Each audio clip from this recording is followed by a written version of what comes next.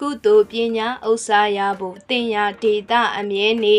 ရှေးကတင်ကြိုပြုခဲ့ဘူးသည်ကောင်းမှုအထူးရှိပါစေမိမိကိုယ်ကိုကောင်းအောင်ထိန်လို့မတိန်စေနဲ့စောက်တီလေးတော့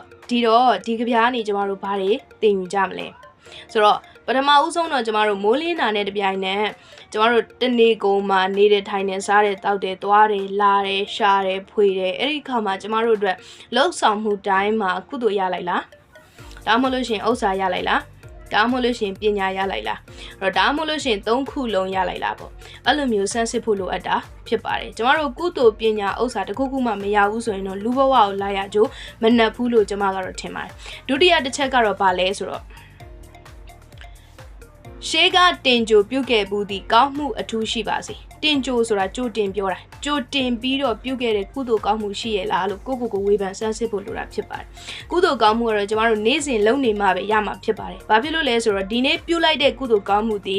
မနှက်ဖြန်အတွက်တင်ကြိုတင်ပြီးတော့ပြုတ်ထားတဲ့ကုသိုလ်ကောင်းမှုဖြစ်နေတော့ကြောင်းဖြစ်ပါတယ်တတိယတစ်ချက်ကတော့ဗာလဲဆိုတော့မိမိကိုယ်ကိုကောင်းအောင်ထိန်းလို့မတိန်စီနဲ့စောက်တီလေးအဲ့တော့ကိုမတိမ်မှောက်သွားအောင်ဘလို့စောက်တည်နေလဲဆိုတာပေါ့ဆိုတော့ဒီနေ့စိတ်ညစ်တယ်ကွာငါအရက်ဆိုင်သွားပြီးအရက်တော့တောက်လိုက်အောင်ဒါဆိုရင်တော့ဒီနေ့အတွက်တူရာမေဒါရကန်တိမ်မှောက်သွားတာဖြစ်ပါတယ်အဲ့တော့ဒီကဗျာနေကျမတို့ဆန်းစစ်ဖို့လိုတဲ့အချက်ဒီပထမအဆုံးချက်အနေနဲ့တနေ့လုံလုပ်တဲ့အလုပ်တွေမှာ